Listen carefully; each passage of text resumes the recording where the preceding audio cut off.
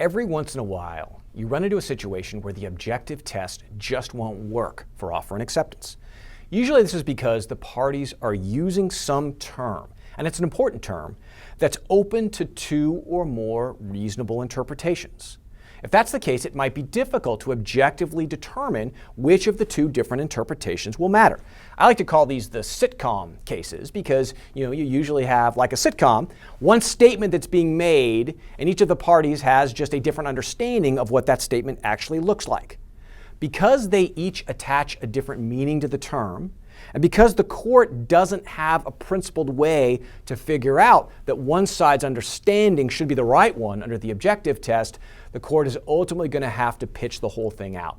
This is sometimes called the defective formulation of an agreement. Again, you can think of it along those lines. You can think of it as the sitcom case. Many people think of this as the Peerless problem because it relates to the most famous case in this area, which is the case of Raffles versus Wickel House. I'll tell you quickly about this case.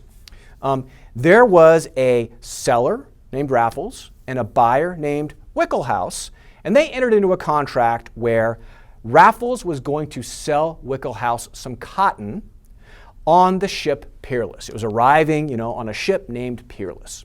And Raffles agreed to sell, Wickel House agreed to buy. Guess what? There were two ships, both named Peerless. The plaintiff was expecting to sell from a ship leaving in December. And the defendant was expecting to buy from a ship leaving in October. Apparently, neither party had any idea that there were actually two ships. When they said, "I'll buy the cotton on Peerless," they thought it was the same ship. Eventually, upon learning of the problem, the defendant refused to buy from the later ship. We don't know why. Maybe he didn't need the cotton then, or maybe he changed his mind about the contract, and the plaintiff decided to sue. What do we make of this? Can we objectively decide whether one ship, the December one, or the other ship, the October one, is right? Well, the court said no. This is an important term. It's a material term. In part, it related to the timing of when they expected to get the cotton.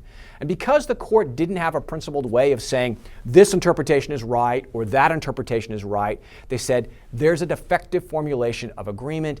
Even under the objective test, we can't figure it out. We're going to pitch the contract out and say there's no real agreement. Now, in order for that to happen, the meaning has to be reasonable on both sides.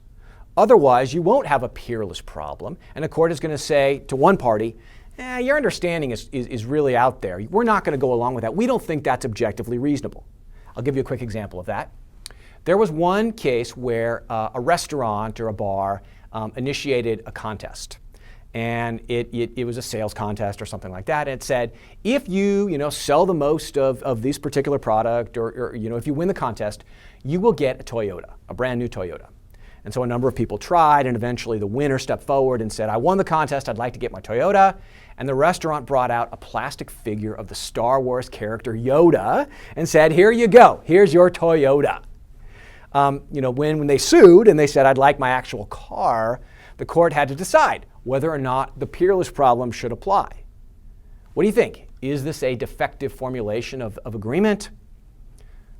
Well, no, right? It's not reasonable that someone would think Toyota meant a little fake plastic character from Star Wars. Most people, when you say Toyota, are thinking that it refers to the car. And so therefore, the court said this was not a Peerless problem. There was a real contract here, and it is going to be for a Toyota, not a little Toyota.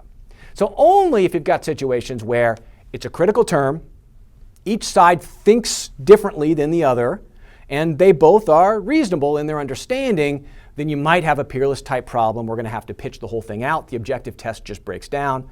Otherwise, the court's going to use the objective test to impose the term preference that actually meets what most reasonable people would think it means.